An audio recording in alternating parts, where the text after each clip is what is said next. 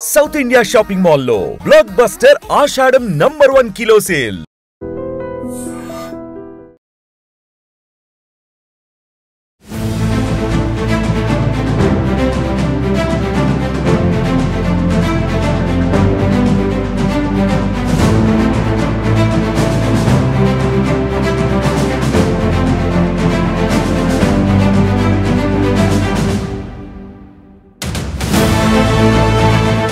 మనతో పాటు స్వాముల వారు ఉన్నారు. ఒక్కసారి మాట్లాడే ప్రయత్నం చేద్దాం. సార్, గతంలో కూడా ఇట్లనే గుళ్ళు గోపురాలు అన్నీ ఉన్నాయి, కానీ ఎప్పుడైనా సరే ఇట్లా గుళ్ళను కూల్చాలి అనేసి అంటే ఇట్లాంటి ఇన్సిడెంట్స్ అయితే చాలా తక్కువనే మనం.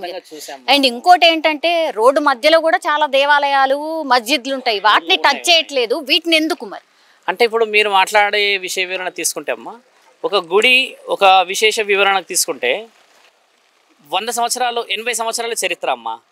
మీరు అన్నట్టుగా ప్రభుత్వంకి మేము గౌరవార్థంగా ఒక విషయం ఏం చెప్తున్నామంటే, 2-3 సంవత్సరాల క్రితం వెలిసిన గుడులు లేకపోతే దానికి ధూపదీప నైవేద్యాలు లేకుండా కొంతమంది అలా అరణ్యంగా చెత్తలో వదిలిపెట్టే గుడులు కొన్ని చాలా ఉన్నాయి. అలాగా అవుటర్ రింగ్ రోడ్ వేసినప్పుడు 100 గుడులు పోయినాయి. ఆ గుడులు ఇంకా ఎవరు పట్టించుకోవట్లేదు. నిన్నగాక మొన్న నేను చూశానమ్మా, దొందిగల్లో 3 గుడులు అలా ఉండిపోయినాయి. ఒక్కళ్ళు కూడా ఏం లేదు, లారీ డ్రైవర్లు అక్కడ పక్కన కూర్చుంటారు, తింటారు, దానికి ఎక్కడ దిక్కు లేదు. కానీ భక్తులు ఇక్కడ 80 సంవత్సరాల నుంచి కోరుకొని ధూపదీప నైవేద్య కార్యక్రమాలు చేస్తున్న గుడిని వదులుకోకూడదమ్మా. ఎందుకంటే 80 సంవత్సరాల నుంచి ఎన్ని పుణ్య కార్యక్రమాలు అయితే అమ్మ అక్కడ ఉన్నది కాబట్టి అమ్మకి గౌరవార్థంగా ఏంటంటే ఈరోజు 100 గజాల స్థలం అనేది కాదు, మనకి ఏ హక్కు ఉన్నదని భూమండలం మీద మానవ శరీరం మనం బతుకుతున్నామమ్మా. దేవాది దేవతలను కోరుకుంటాంగా, ఆరోగ్యం బాగాలేకపోతే మనకు ఉద్యోగం రావాలని కోరుకుంటాము, లేకపోతే ఇంకేదని ఏం కోరుకుంటాము? మనము దేవతలనే కోరుకుంటాము. మరి దేవతలని మనం ఆ పరిస్థితికి తీసుకొస్తే మరి ఎవరిని కోరుకోవాలి? ఎవరు రక్ష?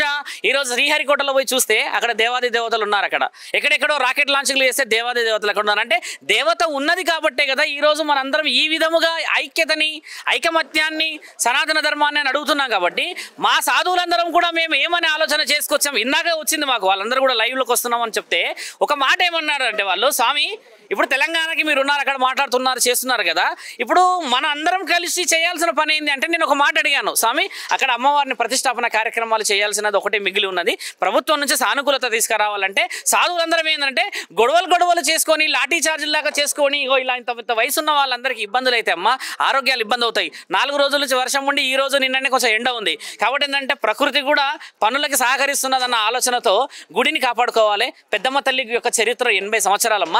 అంతెందుకు తల్లి, హైదరాబాద్ సగం ప్రాంతం పెద్దమ్మ తల్లి జూబ్లీహిల్స్ అంటేనే తెలుసు కదా, మహంకాళి ఉజ్జయిని మహంకాళి అంటే తెలుసు కదా. అలా ఈ ఇద్దరి పేర్లతోనే హైదరాబాద్ ఈరోజు సుపరిచితం.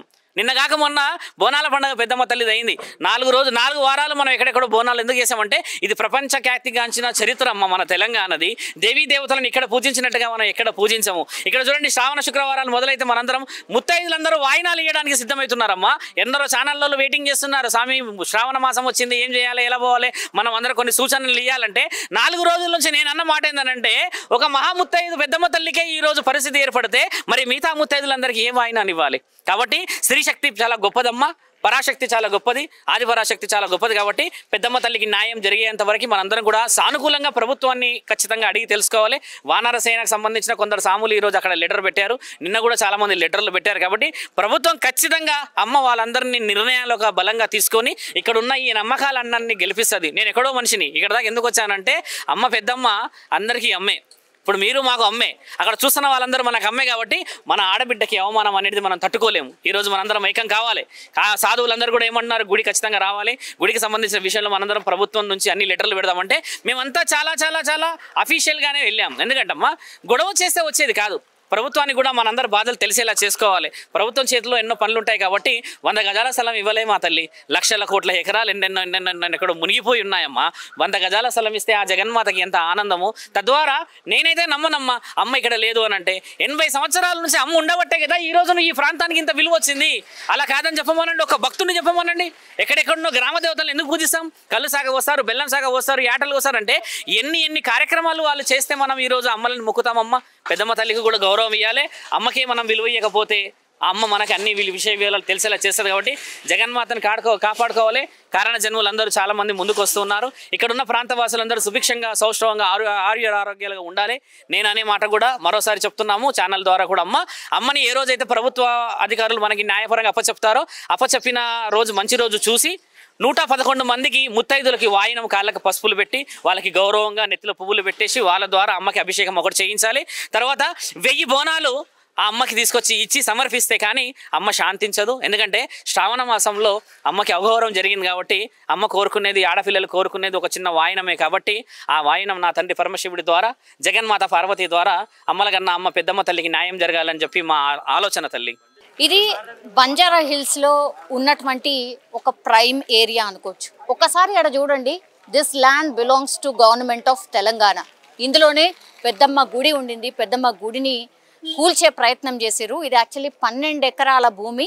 అందులో కేవలం ఒక 100 నుంచి 200 గజాల వరకు మాత్రమే గుడి ఉండింది. దాన్ని టచ్ చేయాల్సిన అవసరం ఏముంది? 12 ఎకరాలల్లా గంత భూమి ఇస్తే అమ్మవారికి ఏం పోయింది అనేది కూడా చాలా మంది క్వశ్చన్ చేస్తున్న పరిస్థితి కనిపిస్తోంది. మనతో పాటు మల్కాజ్గిరి కార్పొరేటర్ గారు ఉన్నారు. అండ్ యూ కెన్ సీ 3 రోజుల క్రితం అయింది కానీ పోలీస్ వ్యవస్థ ఇక్కడ టోటల్గా ఇక్కడే ఉంది. ఎందుకంటే చాలా మంది వస్తున్నారు, వాళ్ళ అభిప్రాయాన్ని చెప్పుకుంటూ పోతున్నారు కాబట్టి కొంత సెక్యూరిటీ వైజ్గా కూడా పోలీసులను మనం చూడొచ్చు. ఒకసారి మాట్లాడే ప్రయత్నం చేద్దాం. ఏం సార్ ప్రధాన డిమాండ్ ఏంది? ఏం లేదు, ఇప్పుడు ఆల్రెడీ 70 సంవత్సరాలుగా ఉన్నటువంటి ఒక గుడి, దీని యాదవ సమాజానికి సంబంధించినటువంటి కొంతమంది కుల పెద్దలు ఈ టెంపుల్ని గత ఎన్నో సంవత్సరాలుగా లాభాపేక్ష లేకుండా నిస్వార్థంగా వాళ్ళే డబ్బులు పెట్టుకొని నడిపిస్తున్నటువంటి ఒక గుడిని, ఓకే, ఈ గుడిని సడన్గా కూలగొట్టాల్సిన అవసరం ఏమొచ్చింది అంటే, వెనకటి కాలంలో ఔరంగజేబు ఉంటుండే. వెనకటి కాలంలో ఔరంగజేబు, గజనీ, గోరీలు ఏ విధంగా అయితే భారతదేశం మీద దాడి చేసి గుళ్ళు కూలగొడుతున్నారో, అదేవిధంగా ఈరోజు తెలంగాణ రాష్ట్రంలో కాంగ్రెస్ పార్టీ ప్రభుత్వం వచ్చిన తర్వాత కూడా ఈ విధంగా గుళ్ళు కూలగొడుతున్నారు. సికింద్రాబాద్ ముచ్చాలమ్మ గుడి కేసు కూడా ఇప్పుడే నేషనల్ హ్యూమన్ రైట్స్లో ఆ కేసు అటెండ్ అయ్యి వస్తున్నాం. బేసికలీ ఈరోజు ఈ ఉదంతము మళ్ళీ వరుస క్రమంగా ఏదో ఒక గుడిపైన తెలంగాణ రాష్ట్రంలో దాడులు జరుగుతున్నాయంటే దాన్ని ఆపలేని చేతగాని చవట ముఖ్యమంత్రి లేకపోతే ఈ రాష్ట్ర ప్రభుత్వం అన్నది మా క్వశ్చన్. ఇక్కడ ఈ ప్రభుత్వం ఇప్పుడు ఈ ప్రభుత్వ భూమి అయినప్పుడు ఎన్నో ప్రభుత్వములు వేలమేస్తున్నారు. మరి దీంట్లో ఒక 500 గజాల రూపాయలు మీకు ప్రభుత్వ ధర ఏదైతే మార్కెట్ ధర ఉంటుందో దాన్ని కట్టి మేమే కొనుక్కుంటామని చెప్పి మా స్థానికంగా ఉన్నటువంటి చింతల రామచంద్రరెడ్డి గారు క్లియర్గా చెప్తున్నారు.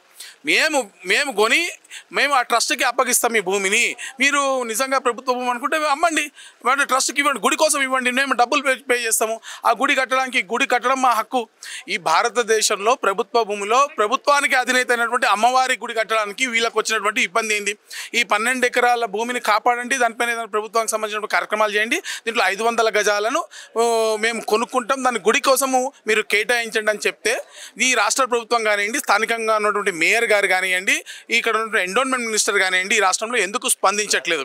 అంటే శ్రీరాముడి జననాన్ని కూడా ప్రశ్నిస్తూ సుప్రీంకోర్టులో అఫిడవిట్ వేసినటువంటి కాంగ్రెస్ పార్టీ అనాదిగా హిందువులపైన విషం చిమ్మడమే ఏకైక లక్ష్యంగా హిందువులపైన దాడి చేస్తుంది అనడానికి ఇది ఒక ప్రత్యక్ష నిదర్శనం. మీరు లోపలికి వెళ్ళి చూసిర్రా? ఏముంది?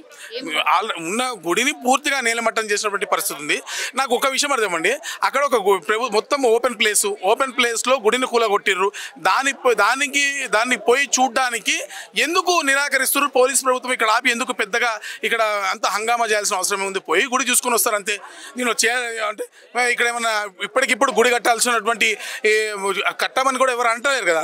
చింతల రామచంద్రరెడ్డి గారు ఏమన్నారు?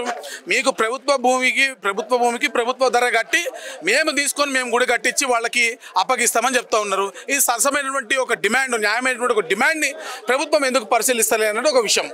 ఆల్రైట్, మనతో పాటు చింతల రామచంద్రారెడ్డి గారు ఉన్నారు. సార్ నమస్తే సార్. ఏమైంది ఏంటి? 70 సంవత్సరాల నుంచి పూజలు జరుగుతున్నటువంటి ఒక యాదవ కుటుంబం వాళ్ళు జరుపుకుంటున్నటువంటి ఆ దేవాలయము, అక్కడ దేవాలయం ఉందనేటటువంటిది మేమే కాదు, యావత్ ఈ కాలనీ వాళ్ళు కూడా సర్టిఫై చేస్తున్నారు. కానీ కొందరు భూ ఆక్రమణదారులు ఎవరైతే ఇల్లు ఉన్నటువంటి వాళ్ళు ఆక్రమించుకుంటూ దేవాలయం అడ్డం వస్తుందనే ఆలోచనతోని ఆ యొక్క గుడిని కూలగొట్టడానికి వాళ్ళు రెవెన్యూ డిపార్ట్మెంట్కు హైదరాబాద్కు కంప్లైంట్ ఇచ్చారు. కానీ యాక్చువల్గా ఇది 12 ఎకరాల స్థలము, గవర్నమెంట్ స్థలం. ఇది ఇప్పటి నుంచి కాదు, మొదటి నుంచి కూడా. నేను ఎమ్మెల్యే ఉన్నప్పుడు కూడా ప్రభుత్వం మీద ఒత్తిడి తెచ్చి దాన్ని ప్రభుత్వ భూమి అని చెప్పి డిక్లేర్ చేయించి బోర్డులు కూడా పెట్టించాం. కాబట్టి మేము తప్పనిసరిగా ఒకటి ఏంటంటే ప్రభుత్వం మీద ఒత్తిడి తెస్తాము, ఆ గుడి మళ్ళీ నిర్మాణం చేసి ఇవ్వాలని.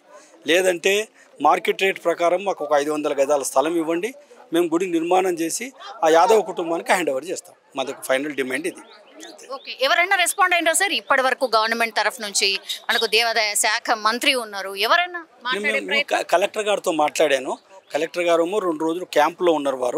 వారు చెప్పారు ఏంటంటే మేము ఎండోన్మెంట్ డిపార్ట్మెంట్కి రాస్తాం, మీరు లెటర్ ఇస్తే వాళ్ళు అక్కడ నుంచి గిట్ట మాకు రిప్లై సరిగ్గా ఇస్తే మీకు హ్యాండ్ ఓవర్ చేస్తామని చెప్పన్నారు. సో అది కాకుండా కూడా మేము సీఎం గారిని కూడా కలుస్తాం తప్పనిసరిగా. కలిసి సీఎం గారితో సీఎం గారి మీద ఒత్తిడి తీసుకొచ్చి తప్పనిసరిగా ఈ స్థలము ఇక్కడ గుడి నిర్మాణం చేసి ఇచ్చేంత వరకు కూడా మేము ఊరుకోము. కానీ మేయర్ గారు, ఎమ్మెల్యే గారు మేము 50 గజాలు 100 గజాలు ఇచ్చి గుడి నిర్మాణం చేసి ఇస్తామని అంటున్నారు. అది కూడా వెల్కమ్ చేస్తున్నాం. అట్లా మేము వాళ్ళని స్వాగతిస్తాము, వాళ్ళ పాదాభి వందనం చేస్తాము, వాళ్ళ పాద ప్రక్షాళన చేస్తాము, వాళ్ళని పూలతో నడిపించి దేవాలయం దగ్గరికి తీసుకెళ్ళి వాళ్ళతో కొబ్బరికాయ కొట్టిస్తాము.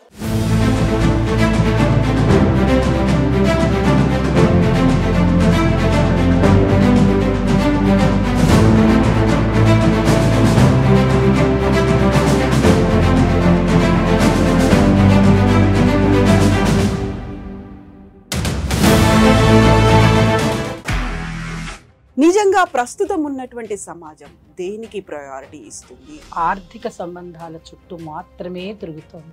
మళ్ళీ ఎన్నికలంగానే చాలా విరక్తి కలుగుతాం. మంచి అనిపిస్తుంది కదా, లేడీస్ కూడా ఛాలెంజింగ్ జాబ్స్ చేసినప్పుడు చాలా బాగుంటది. ట్రాఫిక్ అసిస్టెంట్స్ గా నియమించిన ట్రాన్స్జెండర్స్ అందరితో సాల్యూట్ చేయించుకుంటున్నారు. ఫుడ్ డెలివరీ ఇవ్వటానికి వెళ్ళినటువంటి డెలివరీ బాయ్ అనిల్ పై కళ్ళ ముందు